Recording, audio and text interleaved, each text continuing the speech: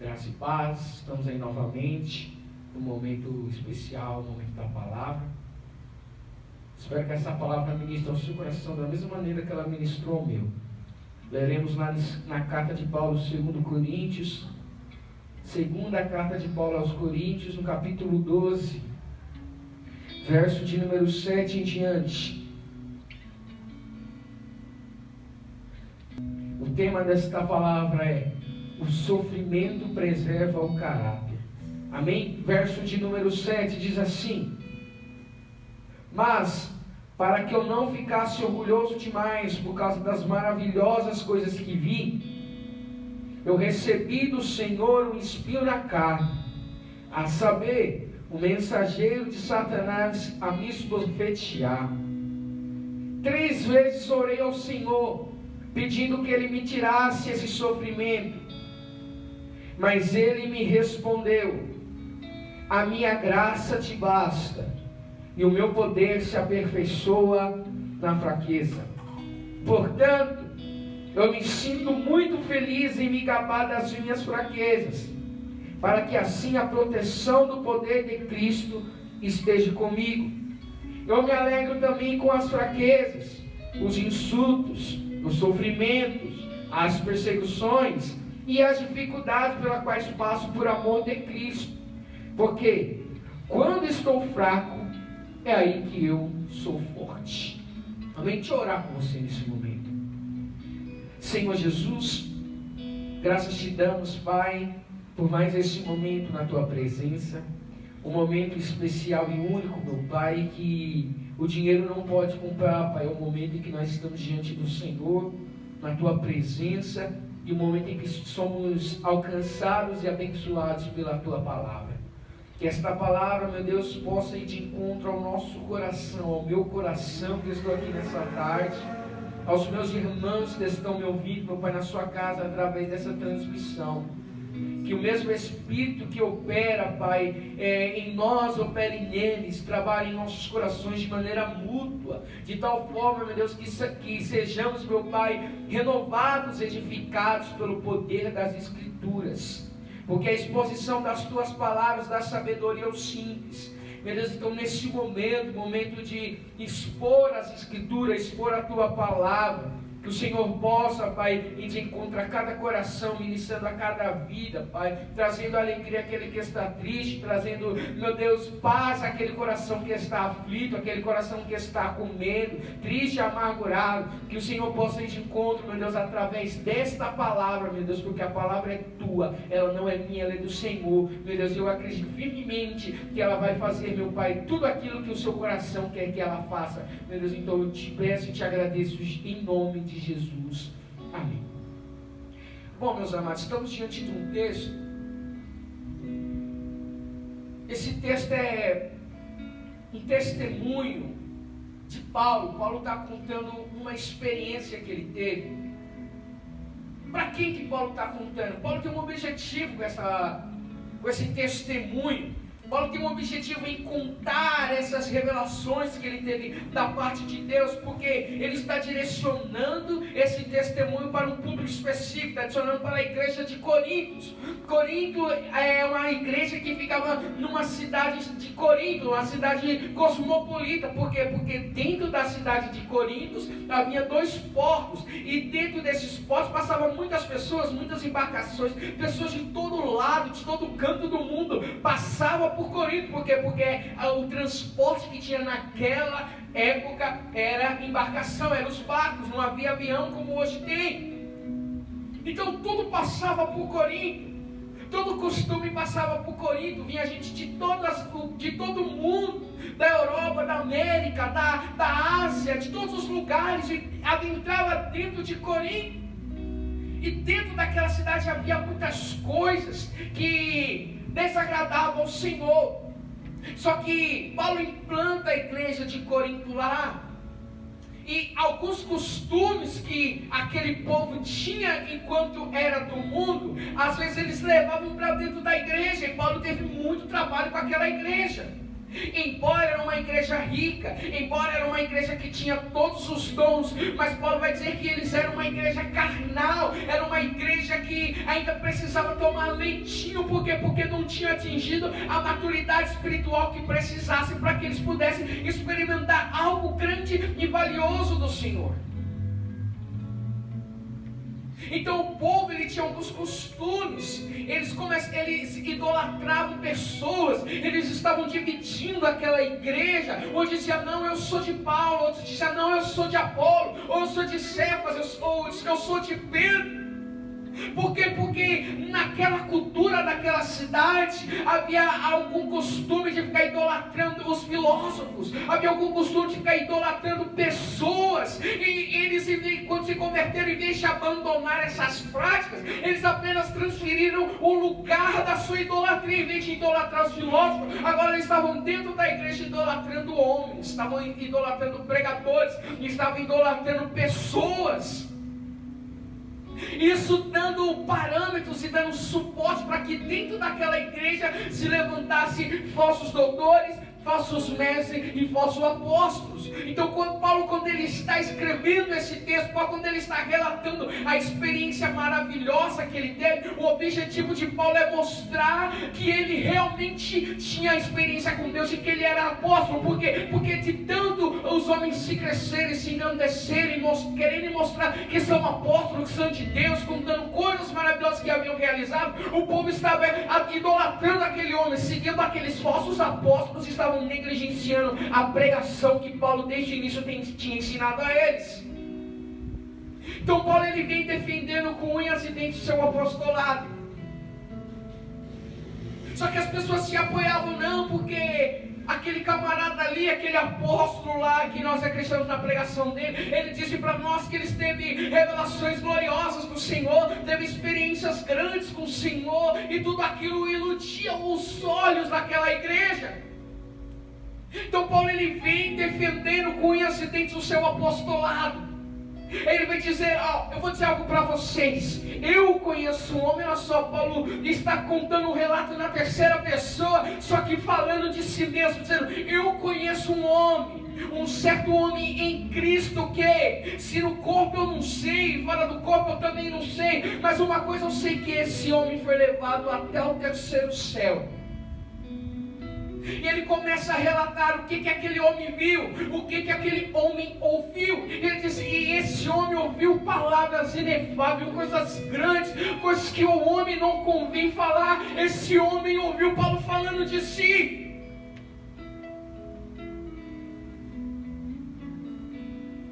Só que ele vai dizer que quando a revelação acaba, quando tudo aquilo que é glorioso, majestoso acaba, quando ele volta em si, ele volta para a sua vida, Paulo percebe que em si existe um espinho na carne.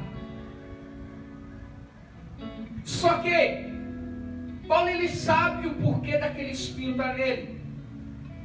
E ele foi bem claro e bem objetivo para dizer para aquela igreja, para dizer para aqueles apóstolos que diziam ser apóstolos e estavam menosprezando o apostolado de Paulo.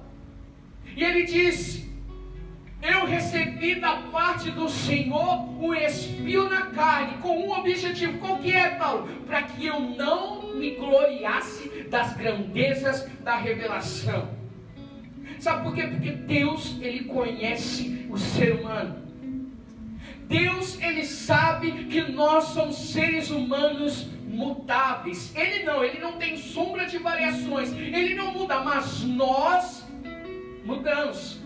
Jeremias falou que enganoso é o coração do homem, quem o conhecerá? Por quê? Porque o nosso coração, ele tem facilidade de se deturpar. O nosso coração, ele tem facilidade de se corromper. E Deus olha para o Paulo, Deus olha para o Saulo e fala, esse camarada, ele está propenso a se engrandecer. Esse camarada, ele tem uma fraqueza que vai tender para que ele se ensoberbeça. E Paulo, ele falou, eu tenho motivos para me gloriar. Por quê? Porque Paulo era fariseu, e a gente sabe que fariseu sempre foi arrogante, sempre foi metido a besta, né? O fariseu sempre se achou melhor do que os outros, sempre achou melhor do que a ralé da sociedade. Eles sempre se acharam melhor, e Paulo era um dos fariseus. Paulo era da tribo de Benjamim, olha só.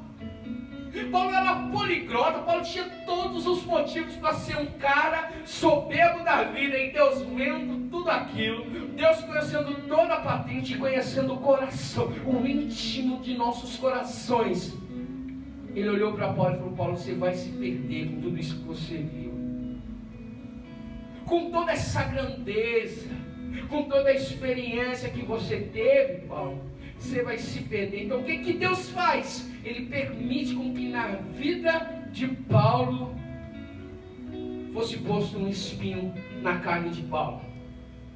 Só que o mais interessante é que Deus faz e Deus permite com que nós compreendamos o que Ele está fazendo na nossa vida. Deus nunca faz nada na minha e na sua vida sem que nós saibamos o porquê e o para que aquilo está sendo imposto em nós. Essa ideia de que eu entrei na prova e eu não sei por que isso está acontecendo. Não, meu querido, você sabe por que isso está acontecendo. Talvez não é o que aconteceu, é o que você tem se tornado. Por isso que Deus está permitindo isso. Não é porque as pessoas são ruins com você, não é porque o teu marido é ruim com você, não é porque teu filho é ruim com você, não é porque o teu pastor é ruim com você, mas é por causa de você que Deus está permitindo isso acontecer contigo. Porque talvez Paulo, sem aquele espinho, não seria um missionário. Porque talvez Paulo, com toda a arrogância, ele ia à ruína, porque a soberba precede a ruína, mas a humildade preserva a vida.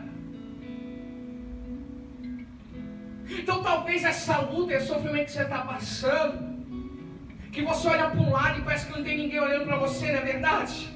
Talvez você olha para o outro e você se questiona: por que ninguém me ajuda nesse momento de solidão, nesse momento de luta, de prova? Cadê as pessoas? Cadê os amigos? Cadê aquele que dizia que me ajudar? Cadê Deus? Cadê a igreja? Cadê? Não, meu irmão. Não, meu querido. O problema não é o outro. O problema não é Deus, o problema não é a igreja, o problema é eu e você, porque Deus está vendo que se a gente permanecer com tudo isso aí, a gente vai desviar e a gente vai perder o nosso caráter diante dele. Então Deus preserva a humildade de Paulo com o sofrimento, e o Paulo ele reconhece: foi para que eu não me gloriasse, porque eu tenho motivo para me gloriar. E ele vai dizer: mas eu sou teimoso. O espinho incomoda, o espinho é desconfortável na carne, mas eu sou teimoso. E eu orei ao Senhor 3 vezes. Oh Deus, oh Pai, em nome de Jesus, tira de mim esse espinho. Ele orou a 2ª vez: oh Deus, oh Pai, por favor, tira de mim esse espinho. Pela 3ª vez ele ora ao Senhor: já não estou aguentando mais, Pai, esse espinho está me ferindo de tal forma que eu não vou aguentar, eu vou desistir, já não tenho mais forças para reagir. E ele ora pela 3ª vez, e a resposta do Senhor, tanto na primeira quanto na segunda, quanto na 3ª vez que Paulo ora, é a mesma, dizendo: Paulo, a minha graça te basta, e o meu poder se aperfeiçoa na fraqueza. A resposta de Deus não veio da maneira que Paulo queria, porque nós somos tendenciosos em orar e querer resposta favorável ao nosso coração.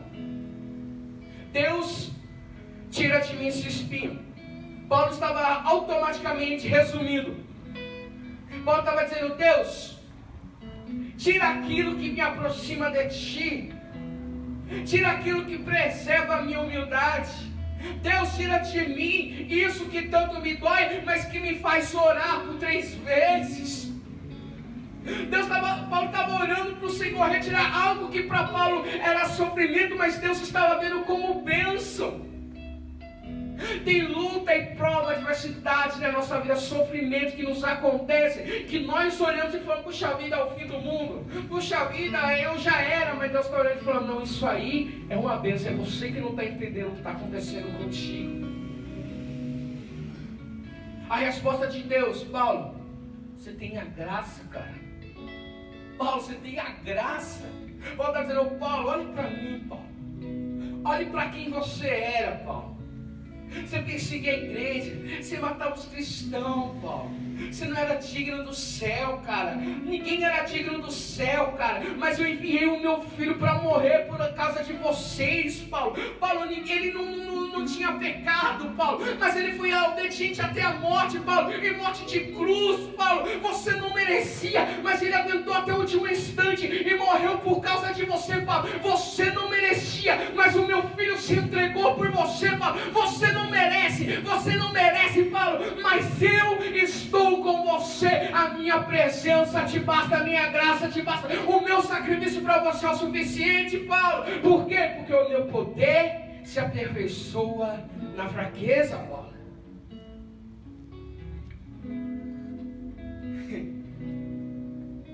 Coisa linda, irmão.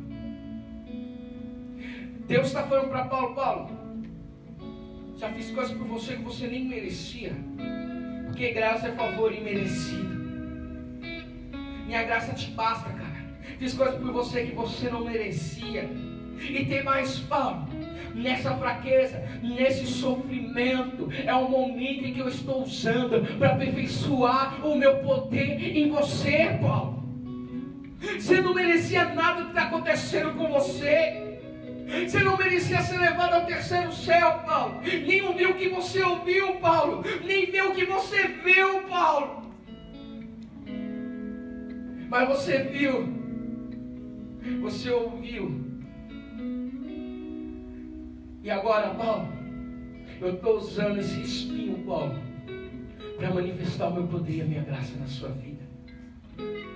Estou te capacitando, Paulo, nesse momento, Paulo, para fazer a minha obra, Paulo. Não vai ser fácil, meu amigo. Paulo, tem um mundo aí te esperando para você pregar a palavra, Paulo. É que você não está compreendendo, Paulo. Algo interessante que me chama a atenção é que Paulo vai dizer que essa revelação, esse sonho, essa visão que ele teve do terceiro céu e aquelas coisas lindas e maravilhosas aconteceram há 14 anos. Algo no início da sua caminhada, como se fosse Deus preparando Paulo para uma grande obra. Então Paulo, ele exerce todo o seu ministério com esse espinho na carne. E ele percebe que a graça basta. E ele percebe que o espinho está manifestando a graça de Deus. Ele percebe que o poder de Cristo está operando nesse momento de luta, nesse momento de fraqueza e de desânimo. Ele percebe que aí tem o poder de Deus se manifestando. E ele vai dizer mais para aqueles camaradas, para aqueles apóstolos e para aquela igreja. Vou concluir o que eu quero dizer com a minha visão nesse momento. Se eu tenho alguma coisa que me gloriar, não é do meu apostolado. Se eu tenho alguma coisa que me gloriar, não é das visões que eu vi lá no terceiro céu.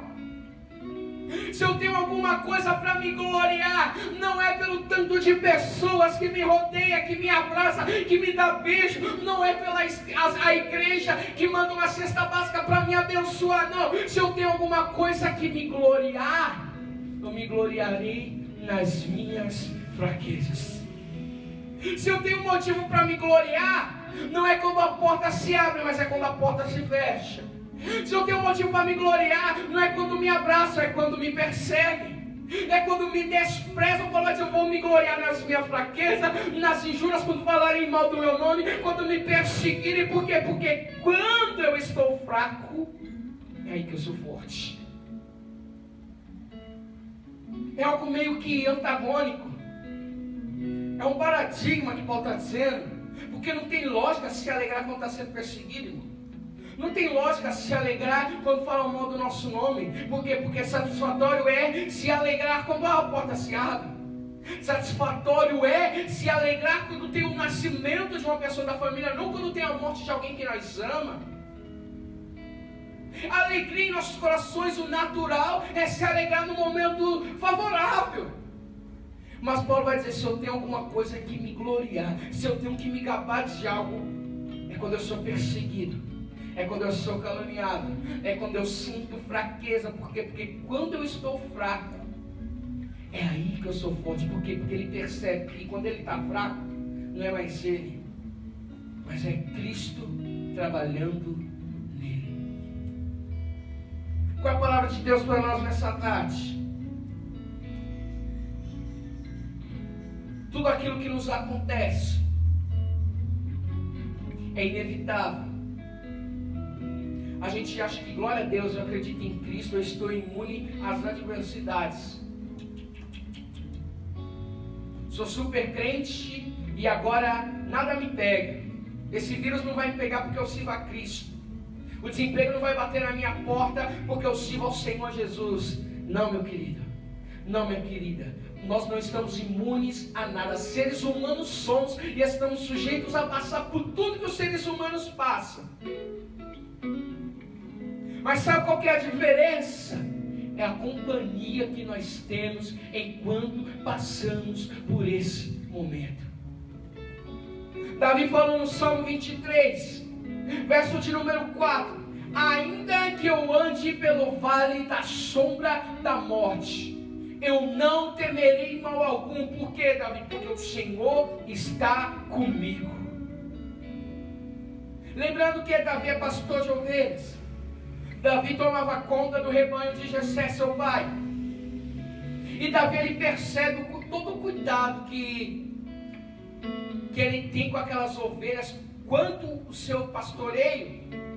Davi, ele percebe que o mesmo cuidado que o Davi tem com as suas ovelhas, ele olha e vê que Deus tem com ele o mesmo cuidado.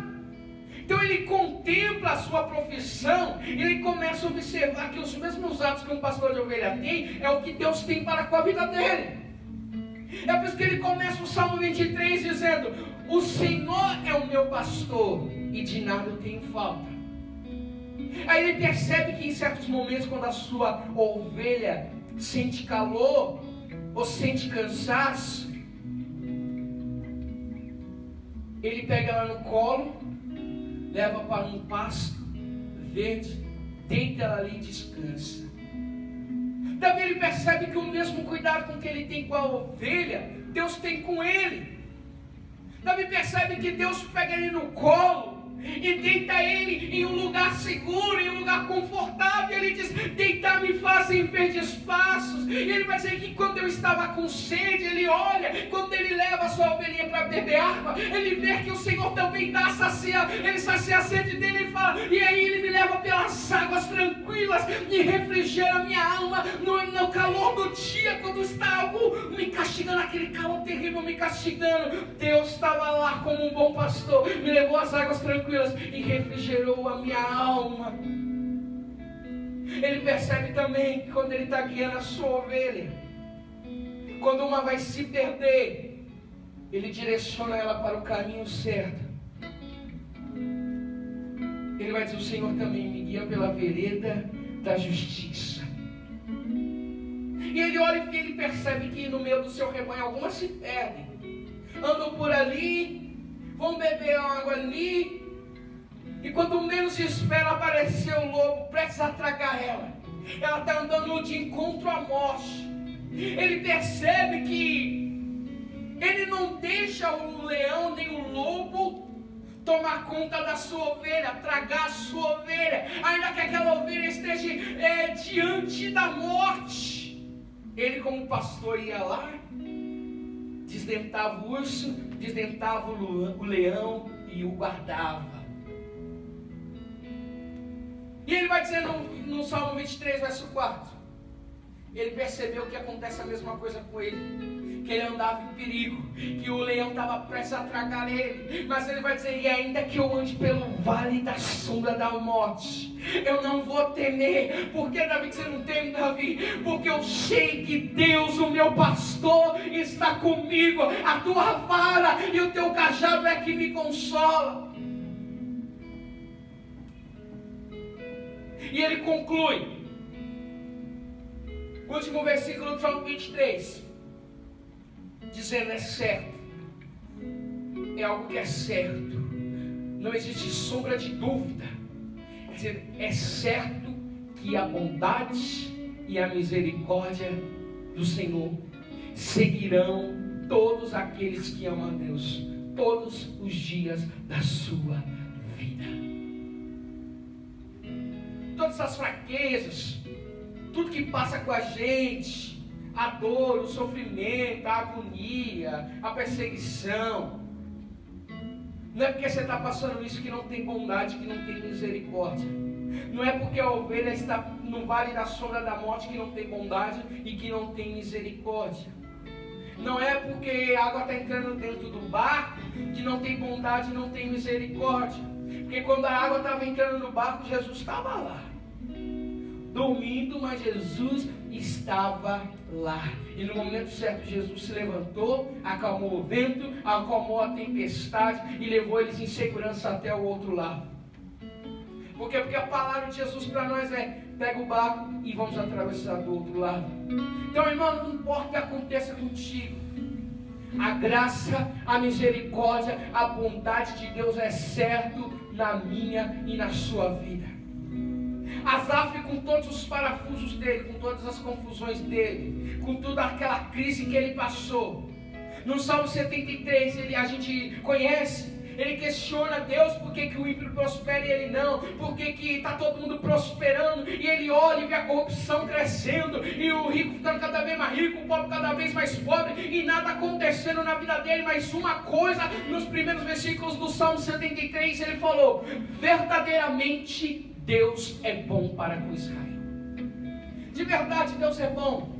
O que acontece externamente não muda a natureza de Deus. Se está dando certo, Deus é bom. Se não está, Deus continua sendo bom. Ele falou: verdadeiramente Deus é bom. Em meio à crise, Asaf sabia que Deus continuava sendo bom. Então, meu querido, você se sentir fraco não é pecado. Você se sentir desanimado, abandonado, não é pecado.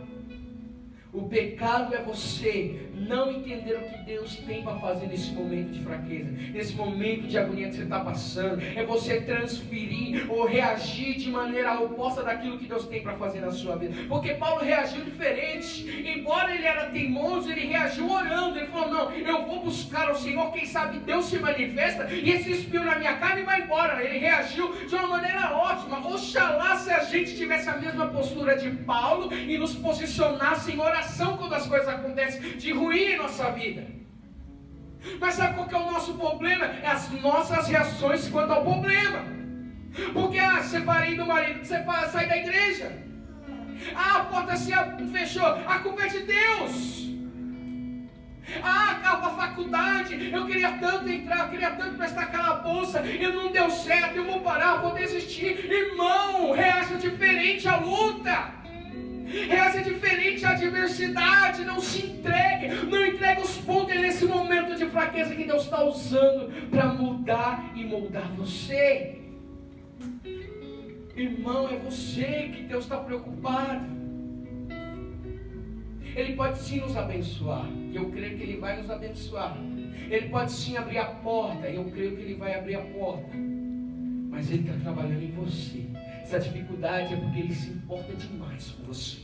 Essa dificuldade é porque o amor dele é extraordinário por você. Ele é capaz de ver você, sem saber, sendo esbofeteado por Satanás, só para montar você. Assim como estava com Paulo, ele falou: a saber, o meu sargento de Satanás a me esbofetear, mas eu orei ao Senhor e ele não tirou o espinho na carne. Deus estava permitindo Satanás esbofetear Paulo só para preservar o caráter de Paulo.